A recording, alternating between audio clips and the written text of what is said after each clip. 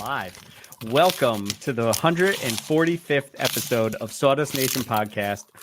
While I have a lot of crunching in my ear from Nick over at NPG Creations, Josh over at North Country Woodworking, and me, special guest, AJ from Crafted and NJ. I joined the guys tonight on a YouTube live that they featured a Festool sander as the giveaway prize, which I was very jealous I couldn't enter. And I want to send a huge congratulations to Platte Valley Woodworks on winning that sander. And I hope you have amazing time with it, because upgrading your sander game is one of those things I wish I had done sooner, and so happy that I did it. I know these two can attest to that as well. But anyway, I'm going to throw it over to Josh to see what's going on in his shop on this lovely Tuesday. Well, it's slowing down just a little bit, not when it comes to orders, just kind of when due dates are kind of coming at me. So I've been getting, it's funny because I said that, last week I was busy. This week has been, we don't need it till October. We don't need it until, next year. Not in a hurry for this. And it's weird. I don't know, like these trends are coming from. So some of these, like some of the October and whatnot, I'm like, hey, we should work this out, before May, so I can do it and not have to worry about sending it to you. So it's kind of a weird dynamic there, saying that I'll be closing down the shop for a few months to get things settled. And I want to ensure that I get these projects in before I leave, or established when I get there, so I can go ahead and crank them out there and then get them to the client. So, there's just that learning curve, because this is kind of new for myself. So once I get that figured out, I think we'll be okay. Moving on from that, I did some pretty cool plaques this last week. One got picked up, and I think I'll be getting some more jobs from them. They were really impressed. And then I did a plaque with some acrylic.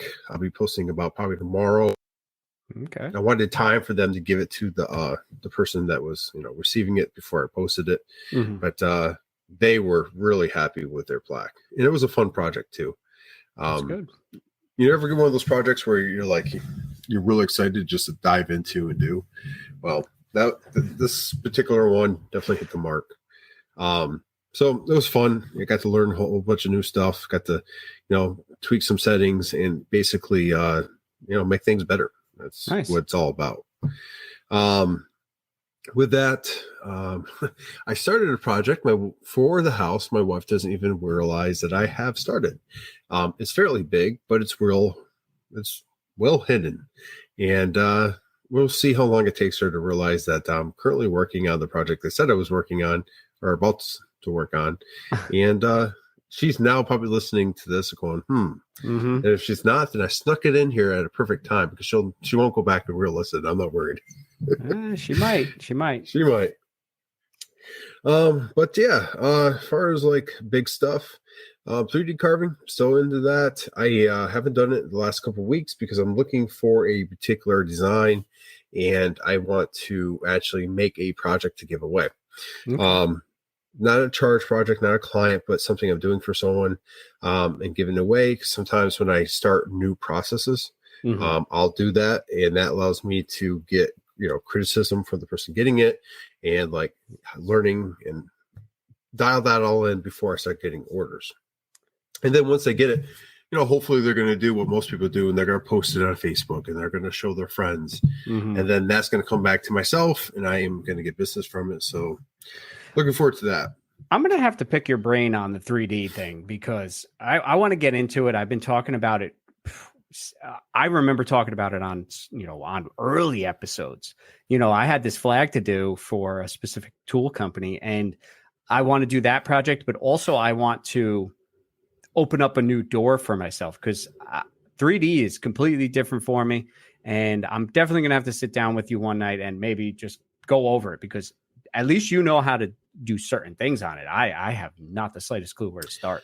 I'm still learning. I'm still in that beginning stage. The biggest thing I'm trying to figure out is like where 3D should come in and regular carving should start. So like you can 3D carve literally anything. But there are certain things that you could just carve normal, and that'd be the same thing, right? See, I have a couple of police badges. So on the badges themselves, they all have nice 3D, elements to them, and they're like, nice and rounded.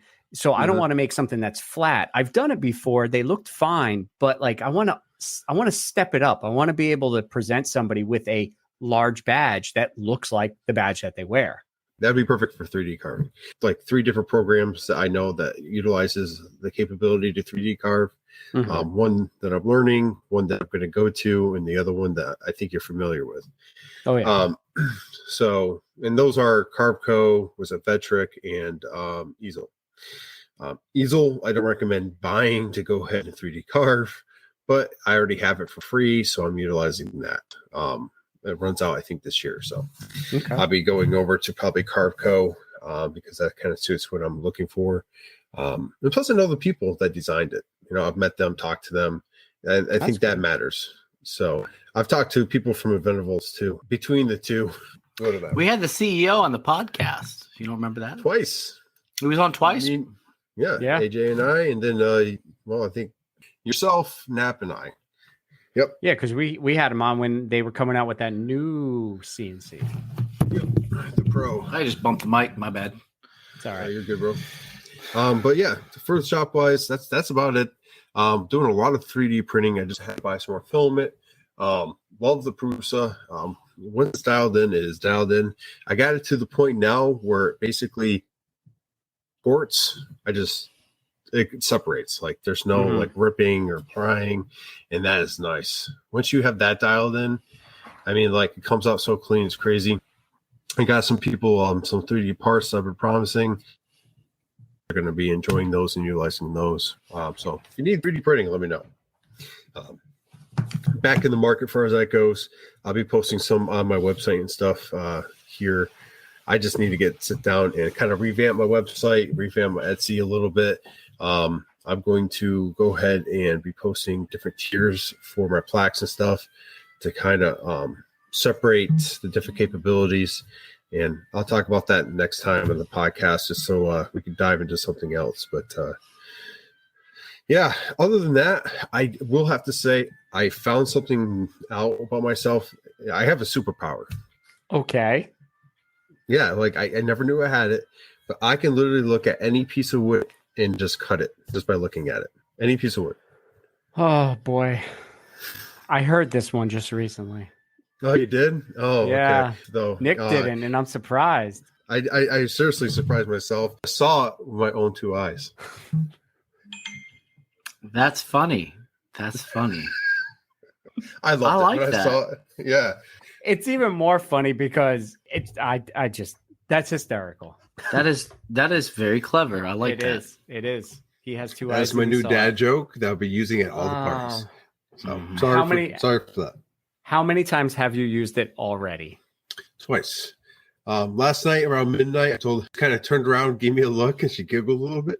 And then no, okay. I'm just thinking of the little giggle that's like, just shut up, please. I'm gonna laugh just enough so that you shut up and leave me alone. I can't stop. I'm sorry. No, you're good, man. Yeah, that's about wraps up my shop.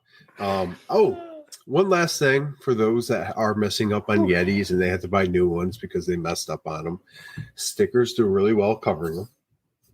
Or I actually had a couple of Yetis that I messed up when I first started. And I did is I taped off the silver part, stainless steel, and then I painted them black and then I sealed them. So they look like almost brand new. I mean, like you can see like the engraving if you look hard enough. But then you grave on top of them, whatever, and you won't even notice. I won't sell them that way, but they're personal for me. And you know what? I learned on those. So and by doing that, I can utilize those for additional training as well. So, and there's some tidbits I'll go into next podcast as well about how you can prevent messing up a Yeti. There's some tips and tricks with that. But we're going to go ahead and pass it off to, what's it, AJ or Nick? Yeah, I'll take it. That's fine. A couple things going on. I finished a couple of just minor plaques. I built 2 mini podiums for a couple instructors that were leaving. They were only like a foot tall, but they had like a nameplate on it and everything like that. So it was kind of a cool going away gift for people. I also finished one of my good friend Jesse Four's shadow box, and I successfully accomplished something that I've never done before, and that was, I don't know if you've seen my Instagram post, but the stripes light up behind. So like the stripes are wood on this chevron, but behind the stripes, there it illuminates around the edges of each stripe. It's pretty cool. It was definitely a lot of time and a lot of lessons learned when I was designing this thing. And I have now, go ahead and fix the files. I did all of the, so I initially CNC'd a channel out behind each one of the stripes so that the lights could fit in there. But then I did not build a channel from each stripe to each stripe. So I had to do that by hand. And now I have fixed the file. It was fine. I needed to figure out which depth was proper, because once you get, if you go too deep and you're all the way to the other side, and that's no good. So I had to go deep, but I didn't go super deep. I did go real deep, actually. There was like maybe an 1/8 inch of wood left. Oh, wow. On the other side. Yeah, dude. So 13th, 16th cherry's not that thick when you're trying to shove almost a 3/4 inch light in there, Yeah. But it was the bendy lights, the LEDs that have that can wind and stuff like that. So I also had to keep in mind when I was doing those channels, they have to be rounded. They can't be like sharp turns. Well, you can do it that way if you build enough pocket of a room for it to bend, but I would just curve it. That made things a little bit easier. I finished it last night. I put some walrus oil on it and took some video of it, throw it up on Instagram. It's not doing that great. It's got like maybe 50 likes so far, but you know what though? It was a proof of concept, and it was something I made for one of my best friends who's retiring this on Friday, which I'm going to go see him retire. But I didn't charge him for it. Yeah. So all the labor and materials and stuff I covered. And then I also covered the shipping. Now, if you want to ship a 26-pound box that's 36 by 24 by 8 from San Antonio to Delaware overnight, because I didn't want to dick around with 2-3 day shipping, because next thing I know, something happens with the weather, whatnot, and it's not there for a retirement ceremony. So I paid like $300 for shipping. Yeah, you sure. It's fine though. It's fine. I fully anticipated spending money, so it's cool. Now the problem is, Shippo was not providing me UPS options for overnight. It gave me. Did you refresh? Because I had that happen before. Yeah, I just kept refreshing. It wasn't doing it. It wasn't doing it last night. I was like, you know what? Screw it. I'm just going to do USPS. Which, whatever. It had a FedEx option now, which Shippo just got FedEx. But it was just economy. It wasn't like speed FedEx. So $300 to the United States Postal Service. I boxed it up. I have this new tape that I use. It's the reinforced tape from Uline, and I have that crank machine that pumps it out and it gets the bottom wet, and then it's permanent. It's perfect. It's like the strongest tape you can buy, and you can buy the rolls of it by the case. It's so much cheaper than buying masking tape for your boxes. AJ, you alive, man? I see you haven't moved in like a couple minutes. And he's gone. And he's gone. Anyway, so where was I? I boxed it up, put the shipping label on it. Now, the shipping label was provided by Shippo, And ever since I started using Shippo, which was a couple years ago now, even when I did use USPS, because I mostly use UPS, you just print the label and slap it on the box, and they scan it, and it's good to go, right? They're going to verify your weight, and they're going to verify your dimensions, most likely, and then they're going to send it. So I had to go on base today to drop a couple of those podiums that I built off. And I was like, you know what? I will stop at the post office on base at Lackland Air Force Base, the Lackland Air Force Base, United States Post Office. I will stop there to drop this package off. So I walk in with this big old box, and I'm the only one in there. And this guy, I forget the guy's name, or else I would call him out. I set the box up on the scale, and he's like, "Hey, your package is 5 pounds overweight for what it's listed as." I was like, I highly doubt that, because my scales are calibrated. And he's like, "Well, we use our scales here." I was like, "Oh, okay." And he's like, "Also, your shipping label's wrong. You're going to need to get a different one with dimensions on it." And I was like, I mean, it came from the website, so it should be good. Well, it's not. Okay, fine. I'll tell you what. I'm going to go somewhere else. I'll get this information verified from another post office, because anytime you have Air Force Base, there's a post office on base, most likely, and one close by off base, because the one that's on base gets their stuff distributed to them from the one that's off base. So I head out to the Valley Highgate post office here at Lackland, and those people there are super nice and super helpful. I put my package up there. The guy was like, "Here you go, man. You're good to go." And I was like, "Hey, can you do me a favor, and can you verify the weight?" And he's like, "Yeah, it's 26 pounds. I'm like, "Well, that's what the shipping label says." He's like, "Yeah, well, the scale says it right here." I was like, "Perfect, right?" He's like, "Yeah, so you're good." I'm like, "Good." I said, "The other place I just came from had me at 31 pounds. And he's like, "Well, their scale's off, because all of our scales are, all of the scales at the post office, Calibrated. They're all calibrated. They should be calibrated the same." And so I'm like, you know what? I'm going to go back, and I'm going to inform this individual at the Lackland Air Force Base, United States Post Office.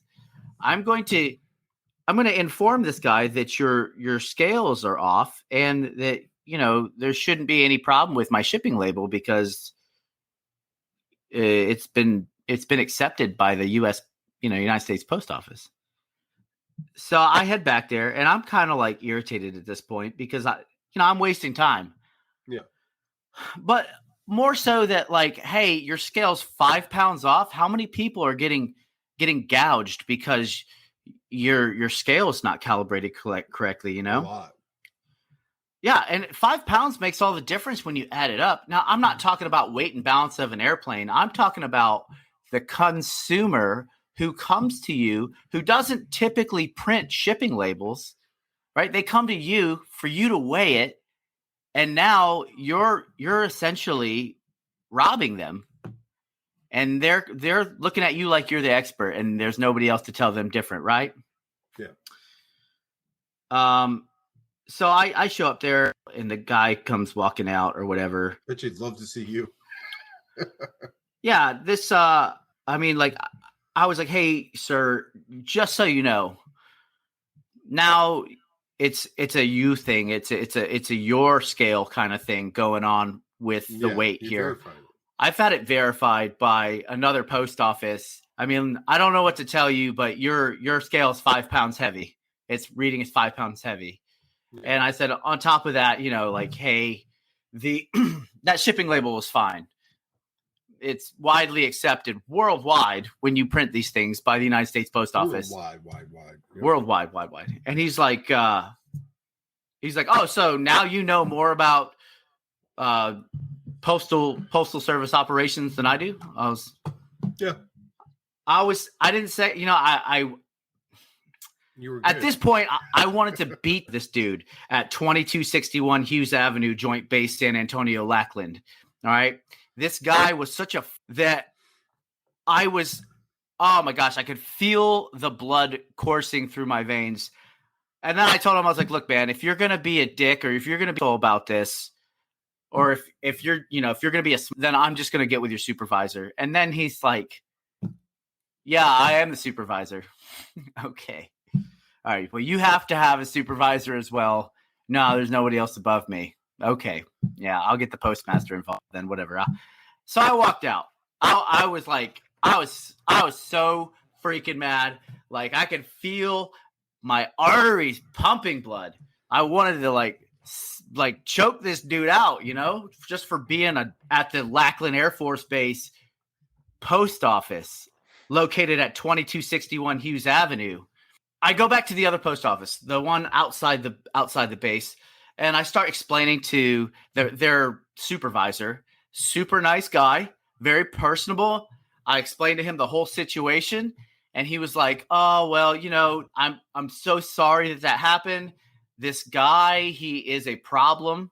He's been known to be like that. We're there's no way to treat our customers." And then he's like, what's up with the scale discrepancy? I was like, hey, so this is what happened. And I explained it to him, and he actually pulled my package back from wherever their back room was, and we reweighed everything again. And it was double verified that my package label was correct, weight was correct, and all that, and that the other guy was just being a lazy bag. Sorry, the chat. They're asking, we've had two people now ask what the address was again, just because we didn't get it the first 5-6 times. I just wanted to make sure everybody knows not to go to that post office, or if you do and you see a short little dude with some pubic hair on his face, to just leave him alone. Like, just walk out. All right. So, all right. So I'm talking to their supervisor. He's like, oh, hey, you know what? I'm going to get a hold of that gentleman's supervisor for you, and she will call you, and you can well, first off, he asked me if I wanted her to call me. I'm like, oh, yes, please have him call me, because this guy needs to be retrained, not only in customer service, but in how to operate at what he does for a living. And he's like, yeah, no problem. We'll get that squared away. So I couldn't let it go, man. That wasn't even the end of it. That wasn't even the end of it. So I leave there feeling good. I felt so good. I'm like, I'm going to talk to this dude's supervisor. And I mean, I don't want to get the guy fired, but I do want him to be on detail for like 6 weeks, like be in some CBT computer-based training class where he's stuck there listening to some like AI telling it, like taking the cyber awareness challenge or something over and over again. So, and if you're military, you probably understand what I'm talking about with the cyber awareness. If you're not military, real quick, basically it's just it's a computer-based training, multiple that we have to do every single year, usually about the same. They might adjust it a little bit. It takes about an hour. But it's an hour of hell. Yeah, it's a computer terrible to you. And then they try to do games to help make it interesting. And it's not fun. It's bad. But that's where I hope he gets caught in like the phantom zone, where that's all that they have him do for the next 6 weeks. So, but I couldn't leave well enough alone. I was driving. I'm like, I'm going to call the post office on Lackland.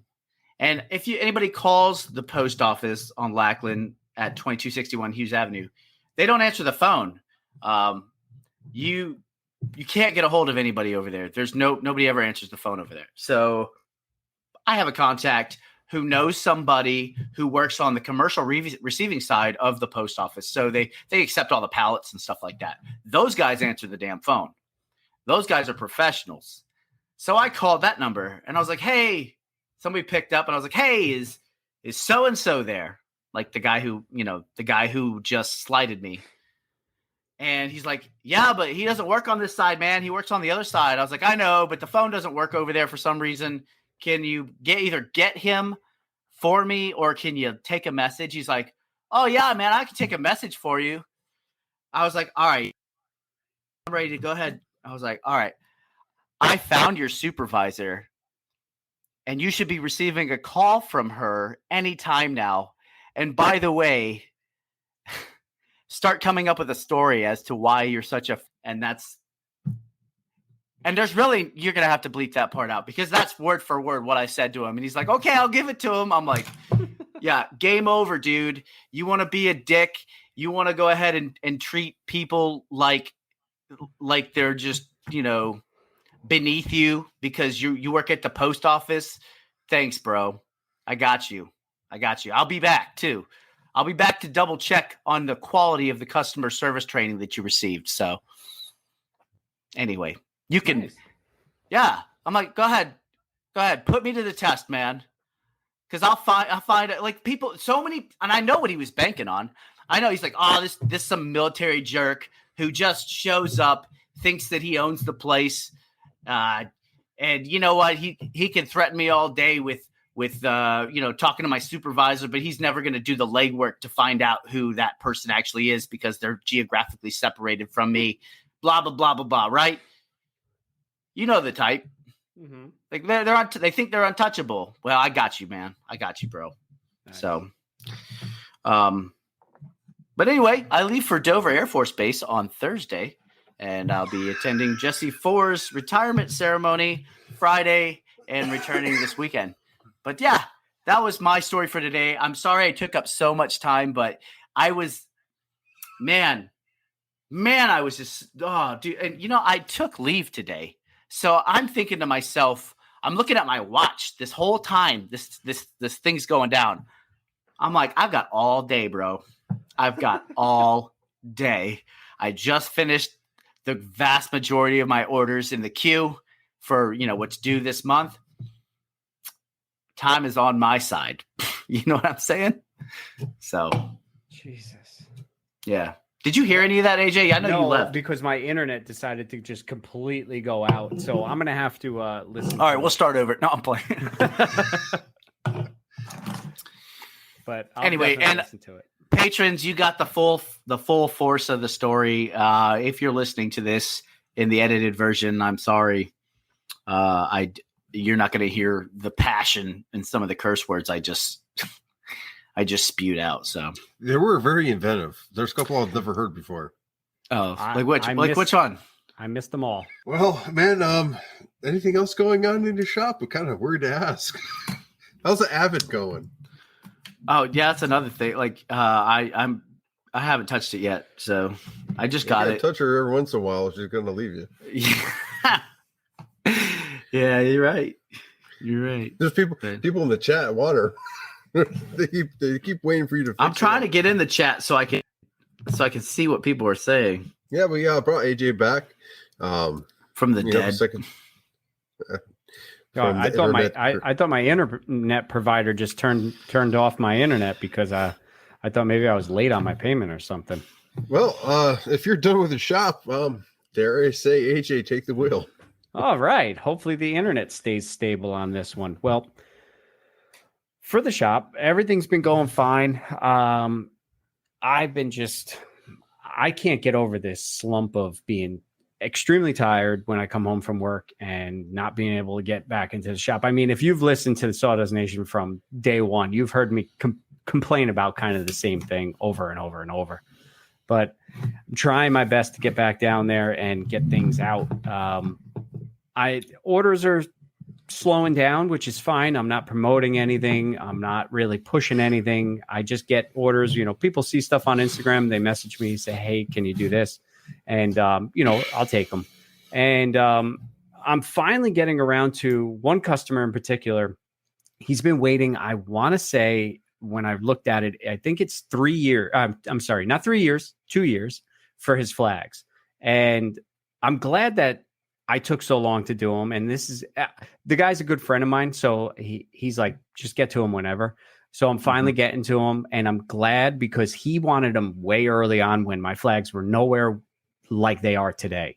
I've changed up the logos. I'm not doing any painted logos anymore. They're all 3D off of the laser. So I'm doing all that stuff. I know it's a big step, and they look completely different. So I'm really happy about that. And he's happy that I'm finally getting to them and that they're going to look a little bit different than when he first ordered them. Dude, those logos are legit that you're making, man. Yeah, thank you. I appreciate legit. that. Well, are you using Baltic birch? Yeah. So okay. So the logos, Josh. They're all 1/8 inch Baltic birch, and it's all cut on a laser and then, painted with some spray paint and whatnot. But also I'm dabbling a little bit into acrylic, very, very little. I just did a very simple 2-layer, 2-color acrylic thing for True Work, who I get my work gear from. And it was just simple, black and white, no issues with that. But the problem was I had to make the logo, which was very simple, but also I've learned that if you don't make the symbol symmetrical, that it's a pain in the ass to put together, because I think it was a pentagon and it wasn't the same all the way around. So I had to flip it a few times before I found out which points matched up, and the center hole didn't match up because it wasn't a complete hole. It was an oval. Yes. You in the back. It's not a complete hole. Are you aware in Lightburn, and for anyone else that is not aware out there, if you go in tools and go down on a PNG file or a JPEG, you can trace the image in Lightburn. Yes, but the problem is if the image is not 100%, then you send it to me. I'll do it in an hour and send it back. What are you doing it on, sir?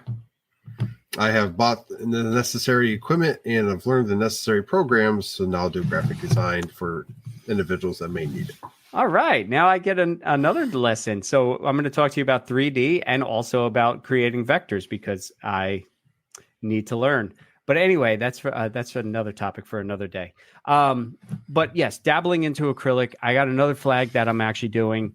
And also this is going to tie into a question I have for both of you.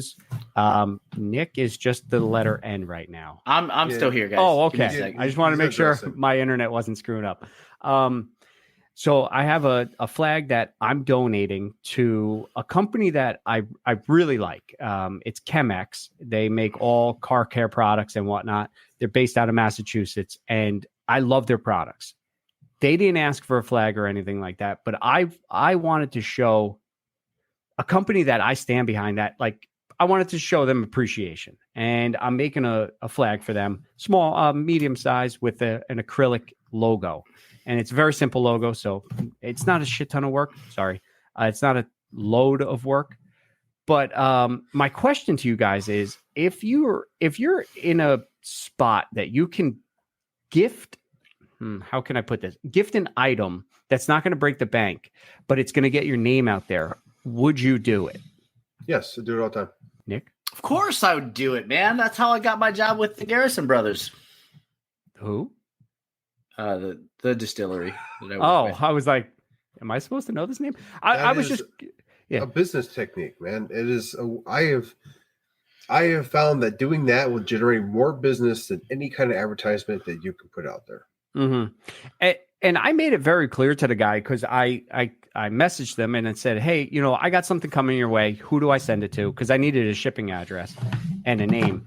So I said, I want to send something as my token of my appreciation. I use your products, whatnot. And I'm not looking for anything. I'm not looking for money. I'm not looking for gifts. I'm not looking for anything.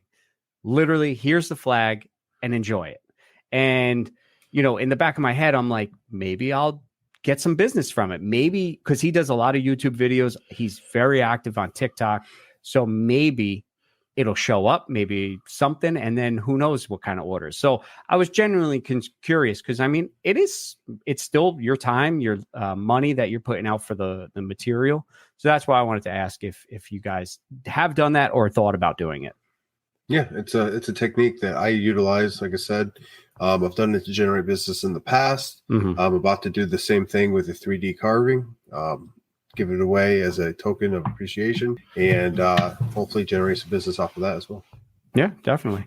And you know what's hard to do, though, and I'm just saying this for the sake of saying it. When you are absolutely slammed, it is really hard to find time to do pro bono stuff or promo stuff. Like, oh my goodness, man, it's almost impossible, because you got customers that are waiting on projects, Oh, yeah. Mm-hmm. So It sucks because at one point I was going into a spot where I was like, wow, I'm going to actually be able to start doing stock items. I'm going to have flags that are already carved, maybe even stained. And like that got thrown out the window immediately because I got so many other orders that piled up. And then I'm like, well, so to your point, even one little quick turn could change that whole mindset because like, I'll have projects. I've been working on a couple that I wanted to gift to people, and I've been working on them forever because then, you start working on them, you set them to the side because now you got, orders that came in or whatnot. But I got a lot going on. I have a 4-foot flag that I'm donating to a police department that's not too far from me. They messaged me, I want to say probably 2 years ago as well, or a year. And, that's a hard one because also donation flags like to certain departments and whatnot, I want to get them out so that they have them. But you know what? Even Kim said it. She goes, it's a donation. She goes, you're the customers who are paying come first, which yes, I'd want money before I, can donate something. So it's like, I'm donating my time and whatnot. And when I get to it, I can get to it. And I kept in contact with the lady. I said to her, like, look, I've been swamped and I'm getting to it, this weekend. And she's like, that's perfectly fine. But it's just the fact of like, I'm finally getting to things that I've been putting off for so long. It feels good. It feels good to finally be getting to that stuff, but I have no energy when I get home. I don't want to bring this whole podcast down. I do apologize. But I got a couple new projects coming up. I got a message probably a couple weeks ago.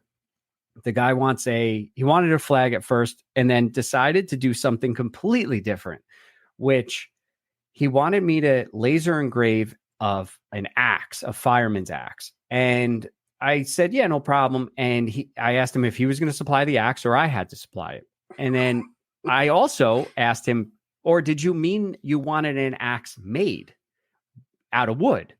And he goes, that would be awesome. And so I was like, okay, so I could do this. And, we went back and forth. He gave me some pictures of this vintage fireman's axe that I guess they don't utilize anymore. And he goes, I want it to look exactly like this. So I'm actually going to take ash. I'm going to laminate it all together, cut it out on the bandsaw, and then shape it out with all my, carving discs and whatnot to make a wooden axe that's going to incorporate the gentleman's name plus his department logo. And I think I've only carved out flags. I've never carved anything else. And this is going to be something that's going to look so nice and only burnt. He just wants it a slight burn, clear coat, and done. And it was nice because it was like, he gave me an idea. I gave him a couple of different ideas. And then he's like, you know what? Just run with it. Do whatever you think is going to look best. And it's a different style that I'm so used to because, everything I do is flag related. So it's going to be pretty cool. I have a question from the chat here. Jason asks AJ if you're still doing the craft shows, and if so, do you feel it's worth it? Yes, absolutely. It depends though, because when we started out doing craft fairs, I did one local and it was a big hit, real big hit. The same lady put on, I want to say, one or two other ones that we did, and they were not so great. Then we did them the following year from the same lady, and I literally sat at that place with Kim. Kim was there too. We both sat in the blazing heat and sold nothing. But yet, the year prior, we sold a ton of stuff. So it's a very big hit or miss. And it's also demographic. Wherever you choose to do your craft fairs really matters, because I did them kind of local, and then I did one that's still local but in a different town. And let me just say, we did really good in that other one. So we're doing another one in Warwick, New York, which is, I hate to say it, but Warwick has money. So kind of you want to go for craft fairs where the money is. And we know we did really, really good there. So in all honesty, yes, craft fairs are definitely worth it. But just, I would say, do your research, maybe talk to people who have done them before in that certain area and see how they did. So I didn't know this before I've been at a couple craft fairs, right? Mm-hmm.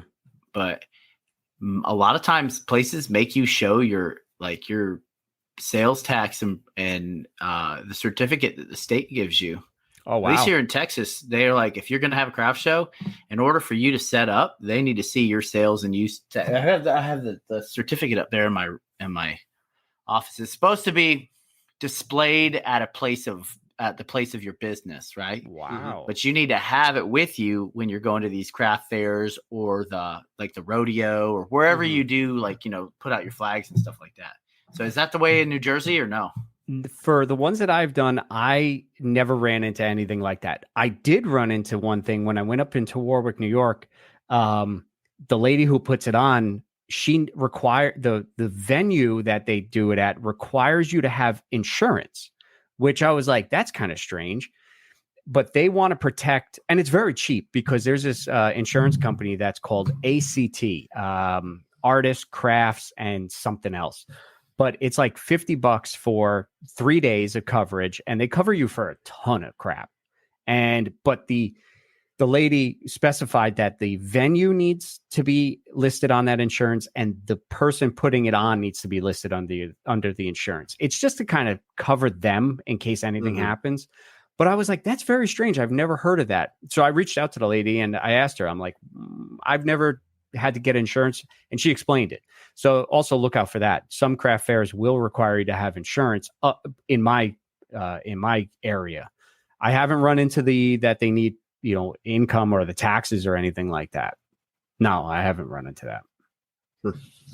But Victor on the chat says he has 5/4 ash that you could talk to him about if you don't want to laminate. So okay. If you don't have that pulled up, let you know. Oh, Victor always comes through. Victor is like, yes, he is the man. I will shout him out every time. Victor, I know you're listening. You are the absolute man when it comes to anything. And he just keeps hanging up on me.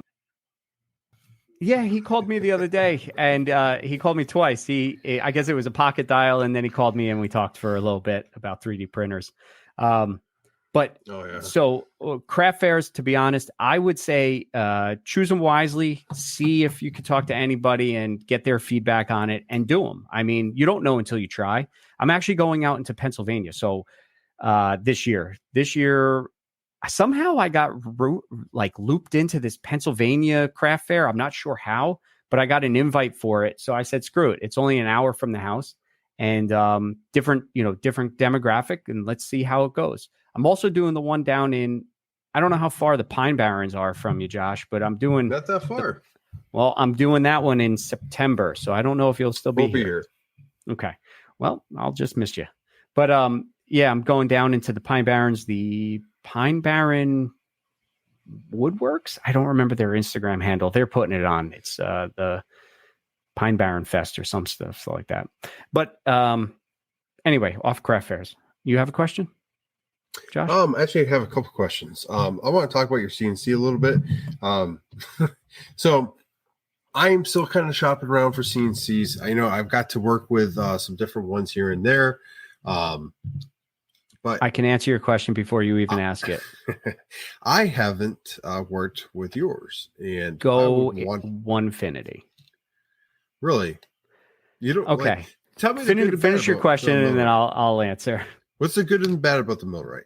Not a lot of people have them, so there's not a lot of people I can refer to. So, okay. So after getting it, it's a nice machine. I have to say that I haven't had any issues with it. Knock on wood, everything's been pretty solid. The only issue I've had so far is that the router, when it comes, the way they mount it to the plate for the router, they have no tramming option. So you can't tram it whatsoever. And I noticed when I was doing some flattening, I would get these deep gouges, angled gouges, so that the router was not 100% square. You have to buy, the millwright doesn't sell it, somebody else made it, and I got it trammed perfect now. That was really the only issue I have. When they were first putting the CNC out, they already had smaller versions out.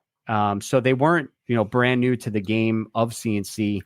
but this one in particular was new to them.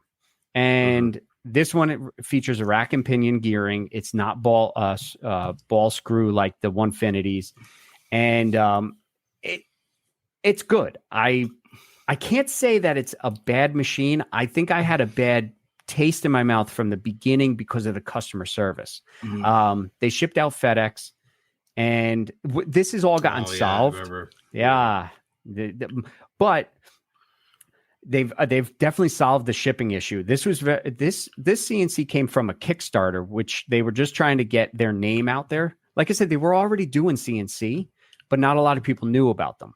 And when it arrived, some things were damaged. But come to find out, if the customer service had just said it doesn't affect anything, why did my computer stop the recording? You guys still hear me? Yeah. Is AJ still here? He's still here. We can't hear you, AJ. I can hear you. Can you hear Josh me? Can't hear you either. I can hear you guys. Well, you might be able to hear us, but we can't hear you. He can hear you. I know he can. Sorry, man. Yeah. AJ, maybe your bandwidth got. I'll close and come back. You want me to? Yeah. Okay. Now, while we wait for AJ, let's talk a little bit about one of our sponsors, pwncnc.com. I recently placed an order from Daniel over there for a VFD enclosure kit. And I was pleasantly surprised. I thought at first when it came out, I was like, I don't know what this is going to do, but I am now pleasantly surprised. These VFD enclosure kits are legit. I don't have to worry about my VFD getting dust in it or any of that stuff anymore. It sounds normal. It doesn't have to work the fan doesn't have to work overdrive. So if you're in the market for any of that stuff, whether it be a spindle kit, upgrade on your VFD and or a VFD enclosure, check out pwncnc.com and use promo code SawdustNation981 for your 10% off. And now back to our show. I'm not seeing it say record. It's all good. I'll pull it from YouTube and go from there. We'll just continue trucking. No big deal. Okay. So they had issues in the beginning with the shipping and whatnot, but if the customer service had just said, hey, the pieces that are damaged are usable because the piece that's like the section that's damaged doesn't need to be, utilized, it would have made everything so much better. But I went back and forth. So it put a bad taste in my mouth from the get-go. Overall, I don't run my CNC fast. It's a solid machine. It does what it needs to. But seeing the new ones come out, especially the Journeyman, and I don't even know what the newest one is. Is the Journeyman the newest one from Onefinity? The Foreman. Okay, thank you. The Foreman lineup. They have like the. Oh, okay. I don't follow it that close, but just seeing them and seeing what people are doing with them, and I like it that it doesn't necessarily have its own bed. You build the bed with it. There's a lot of features that I like. I like the ball screws over the rack and pinion because if you set the rack and pinion too close, you bind up the gears. If you set it too far, you have slop. I have slop in mine. Mine is not 100%, but it works for what I need to do. If you're trying to do stuff that's more precise, inlays or anything like that, you might have some issues. The stuff I'm doing, I don't need any of that, so I don't even worry about it. But there's a lot more setup that looks like it's involved with the millwright. And like you said before, Josh, not a lot of people have them. So the community, yet it has its own people in it, but it's not like a community where you can reach out and they're going to have every answer because not a ton of people have them. And for the price point, I would just get a better one. I would just get a Onefinity at that because even the millwright, it's still expensive. If I'm not mistaken, I want to say it's probably over $3,000 at this point. Yes, with the fourth axis, it's about $4,000 or something like that. Yeah, they did just come out with a 4x8. They did CNC, but if you look at what they're offering, it's a 4x8 CNC with a router, not a spindle. Yeah. They have some weird options on their site, like different ways. if you're spending that money, I want it to come with a spindle at least. Like, give me that. I mean, don't sell me on a DeWalt router with it. You don't go ahead and buy whatever CNC you want, because if you go to PWN CNC, buy a spindle kit, it's all you need anyway. That is very true. That is very true. You're going to be able to start. Well, you can start getting them with the PWN spindles, right? Or I don't know. Yeah. You order them separate? It depends. Not Millwright. If you go with Winfinity, you can order from that site. Or you can order from the PWN CNC site with our promo code. So either way, you win. I heard that you were going to get me one for Christmas. Is that still true? No, but for Christmas, we can announce this now. The Sawdust Nation podcast will be giving away a Workbench Con ticket in a Christmas giveaway, sponsored by PWN CNC. You'll be paying for that ticket. There'll be a way to enter, and it's not going to be just that day. It's going to be, you're going to have to listen in and be looking for certain things. Okay. But we'll get the details to you here soon. And probably, I don't know, I would say next month or so, we'll nail those details down. Bring one of you guys with us to Workbench Con. So sounds good. What? Yep. Really? He already told me that I'm coming with you guys. Yep. And then Patreon side will be also offered an additional Workbench Con ticket, doing a giveaway amongst our Patreons. And so if you're not a Patreon, time to sign up, because there's going to be some internal giveaways with our Patreons, and that one of those will be a ticket to Workbench Con. So, I have a feeling old Sam Kleineman's going to win. Bring the whole fam. I was just curious, man. I haven't heard much about Millwright. I started looking at them because I was just trying to do my research. You know, I know a lot more about CNCs than I did when I first started. And I want to buy the right one that's going to fit the bill for me. And, yeah, I haven't decided on anything yet, but I'll eventually. I have a question, and maybe you know. Is the Onefinity a true, like, whatever size they say, is that the size of the cutting surface or just the size of the machine itself? And the reason I ask is because they label the Millwright XL as a 35 by 35, but when you go into the cutting area, it's only 32 at max. So you're losing at least almost 3 inches. So X-Carve's the same way. They when they advertise 1,000 by 1,000 millimeters, whatever, and then you go in, you can only do up to like 29. You can get to 30 if you go to the very limits. But I mean, like, I do that with the X-Carve. I push it to its limits, man. I usually try the 30 mark, or 29.5 is where I play. So I'm looking right now. They want to know if I want a stiffy or no stiffy on the. Get the stiffy. Get the stiffy. Okay, just want to make sure that we were all going to get stiffy.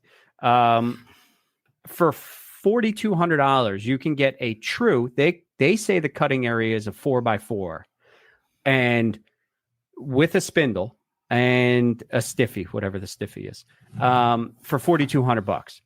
You said the Millwright was almost $4,000. Well, I mean, with the stiffy, but you got to imagine, there's other options.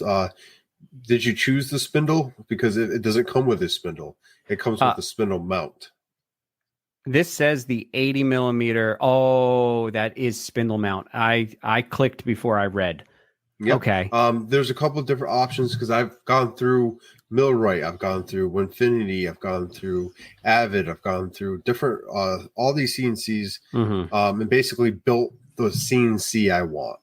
And I'm just price comparison, trying to see the details, talk to people that currently have them, and I want to just make an appropriate decision. I just don't want to jump into it. Honestly, I would say it's almost like going with kind of any tool. Would you go with?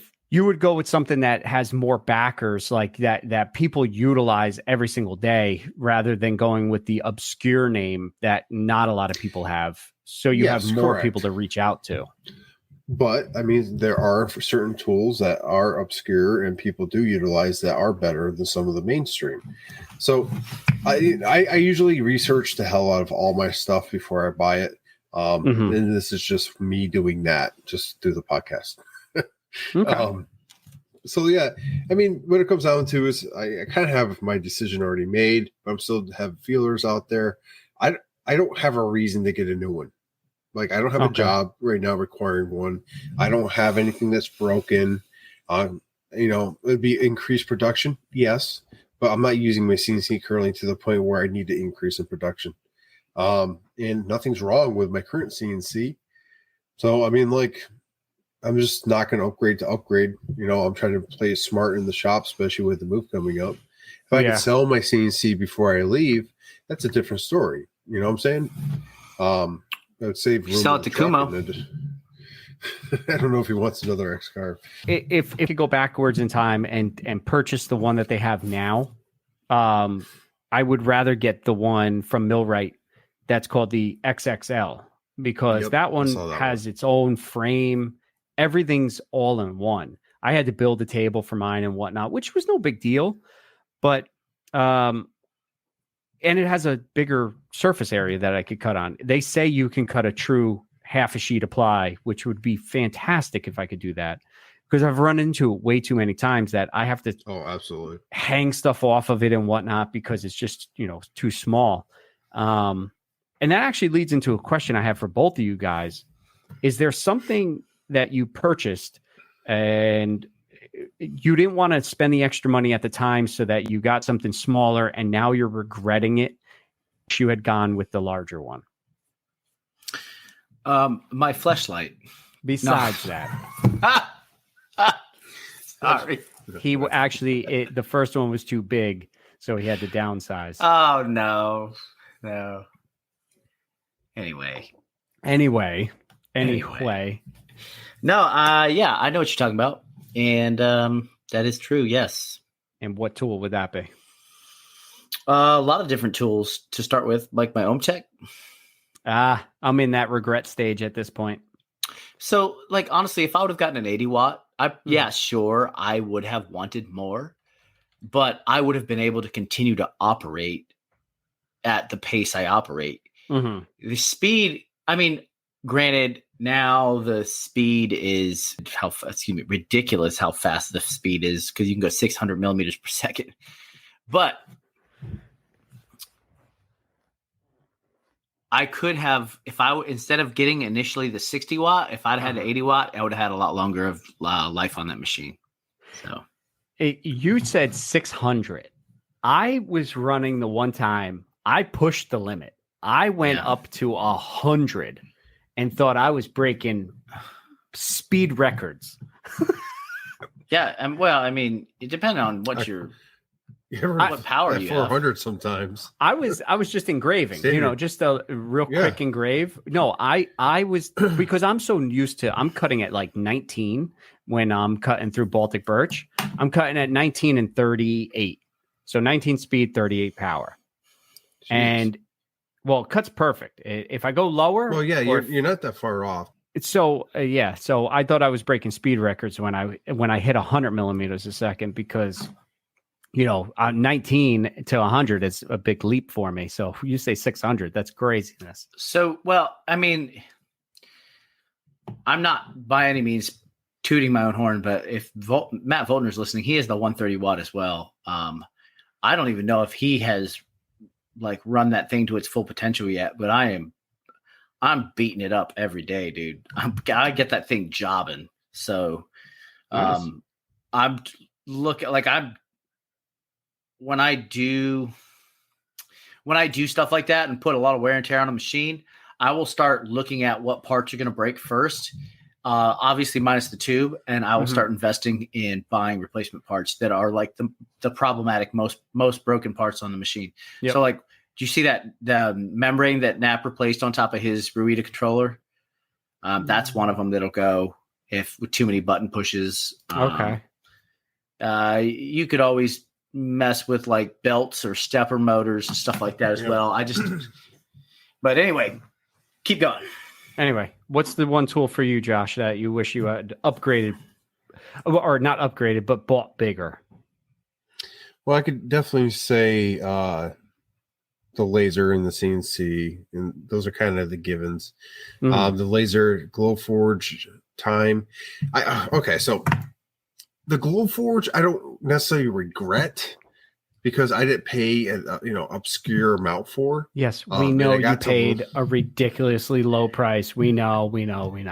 But I mean, like, it allowed me to learn that. So, like, I'm capable of helping other people with the Glowforge. So I'm grateful for that. Allowed me to get into the CO2 business for, a little lower than most. And then I'm really happy with my 100 watt. Honestly, like, it does everything I need it to do. I did some modifications, but nothing too crazy, just better lenses and stuff. But that was because I want to cut better. You know what I'm saying? But the CNC, I do kind of regret that in the sense I didn't think I was going to be at the level I am now based on when I first got that. And I wish I would have done a little bit more research. But I mean, the X-Carve was ruling the roost at that time. I knew about Millwright because of yourself. I knew X-Carve because of Nick. I knew about Shapoco. But that was about it. That was about it for the research. And like, it was a good buy at the time. I just had to upgrade everything on it to get into where it's at now. And that's the problem I'm having is I just I've outgrown it in the sense where, like, if I do get that one job, I could justify getting a different one, but just that hasn't happened yet. So. See, if you really think about it as well, you probably bought that smaller, and I'll be on this for 2 more seconds, but you probably bought that smaller CNC because of space as well, because you couldn't just go out and buy a huge CNC. Pretty much a lot, because what I thought was a good deal, space. I knew someone that was local that had it, so I had help with that. That helped me get into it. The program usage looked, relatively easy. Came with it. All packaged all in one. There was a lot of reasons why I got it. And it's still a good CNC. It's a good CNC for people starting off that as a hobby or starting a business that, that might be perfect for them. But personally for myself, I just wish Winfinity was an option. You know what I'm saying? Yeah. When I bought that, because I definitely would have tried to go down that road. But, it's one of those things. What about yourself, man? The main reason I got the 80 watt laser is because of the size, because I was stuck in a certain area, and also I had a doorway to go through. So anything larger than the 80 watt, I wasn't able to, even if I flipped it on its edge, it wouldn't fit through the door. Yeah, you could have put it in the garage, couldn't you? No, I have no room. I have absolutely no room in that garage. Take out a portion of the wall, put it in there, rebuild the wall. Trust me, when I first bought this house, I was talking to my father about blowing the one wall out because it's a cinder block wall. Yeah, but he's like blowing out the back too. Yeah. No, I said the wall, not the back. But I thought you said the back wall. No, the wall. Blowing out walls, man. That's what it's all about. I mean, at least I wasn't having the postal service, handle my package. Oh my God. Pull your package out and weigh the package too. They said it was too heavy. But I've talked about that before. But the thing is, I would need to do some good I would have to probably bring somebody in, an engineer or whatnot, because that is a load bearing wall. So I bet. The doorway is a stupid. If it was slightly larger, then I could fit a bigger laser in there. But because it's so narrow, I'm only pushing around 28 inches. I know Nick is pushing like 45. I'm going to beat him to the punch. Nothing from him. No, I hear you. I push 12 inches at a time. So it's no fun when he doesn't react quick. No, I reacted. But I have I have a real quick question, because I forgot to ask. But what is the purpose of the dual-headed laser? Because you have a dual head, right? No. But so Josh does. No, I do not. I was about to get one. Okay. And I'm kind of glad I didn't, in the sense that the bed's a little bit bigger, and honestly, for this size garage, it's where it needs to be. But long story short, dual-headed, you could do 2 different jobs at the same time, or do the same job at the same time. Okay. I thought you had to do the same job.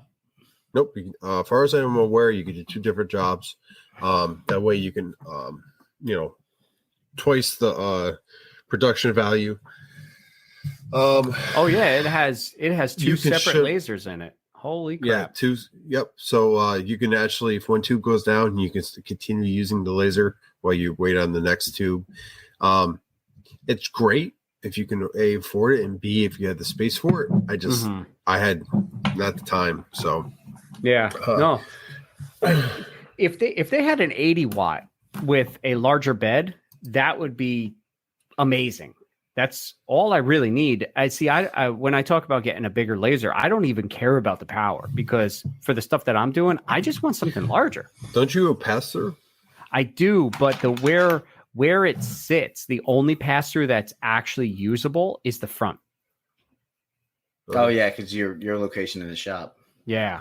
So, and the other thing is, like the other day, I wanted to put a whole barrel stave in it to engrave it, but the thing was, I couldn't go side to side because it was too big. So if I had a larger bed, I could easily do it. Yeah, I have to do it while it's sticking out the front. 20 by 24, I think.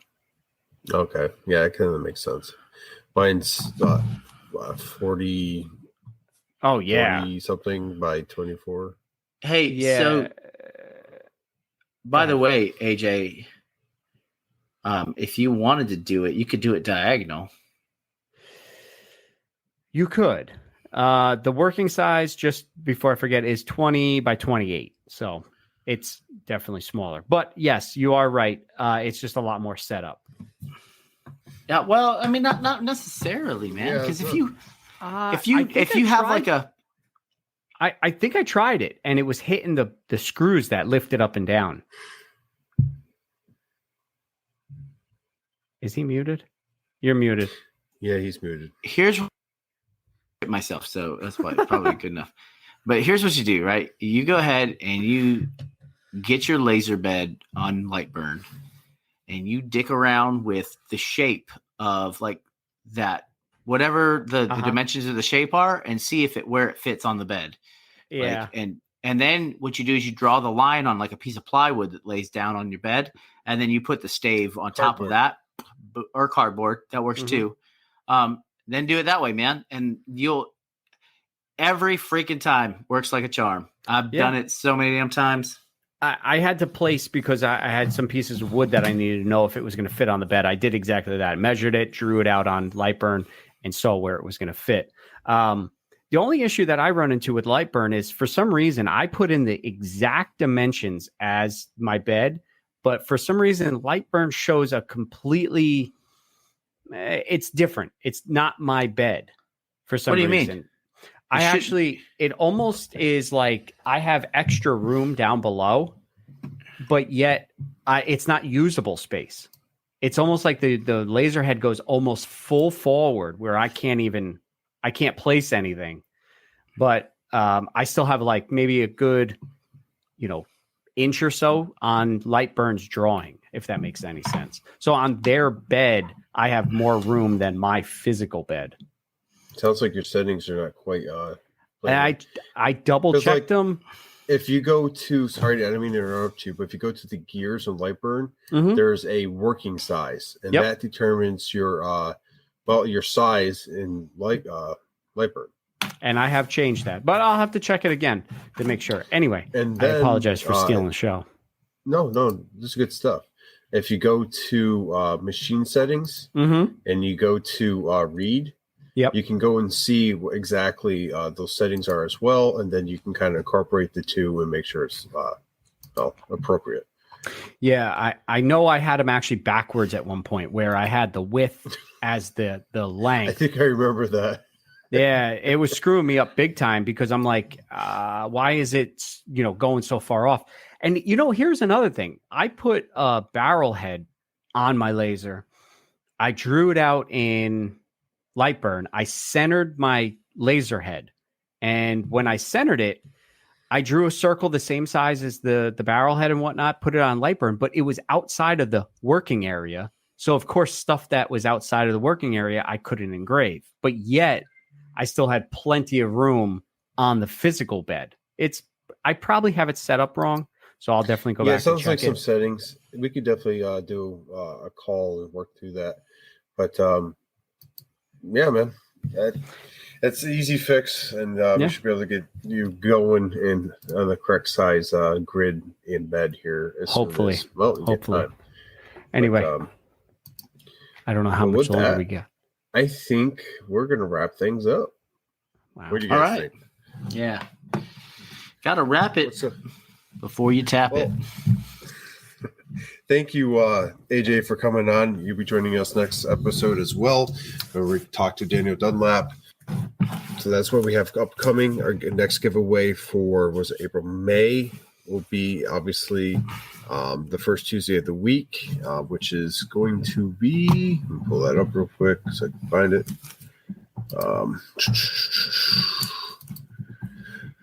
May 1st Tuesday of the week will be the 2nd. It's going to be 8 o'clock Eastern Standard Time.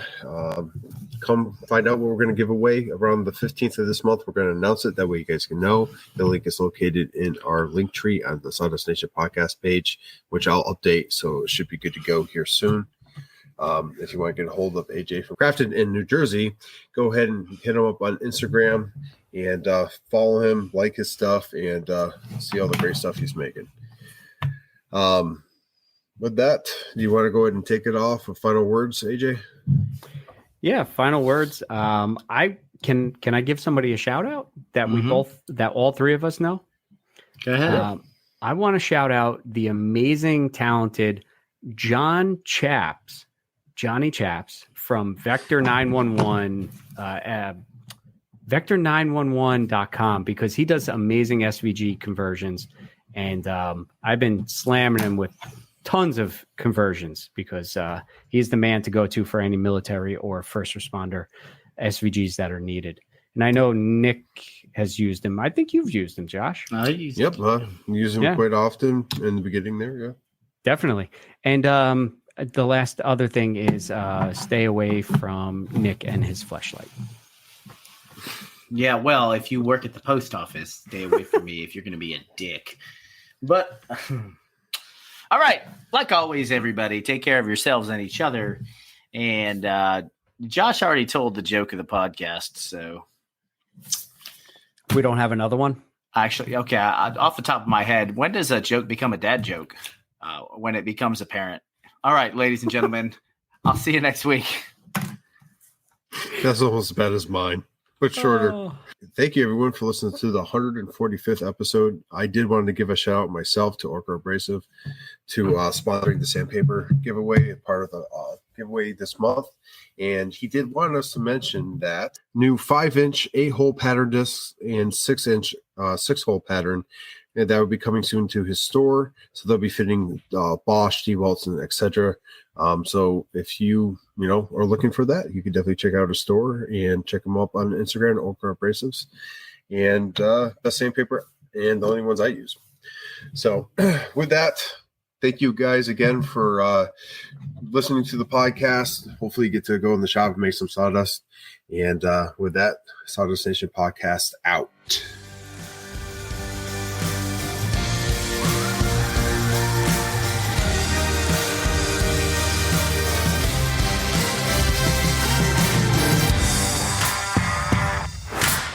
It's all good, man. I just go ahead and tell you the rest of that story. Where did I stop with you?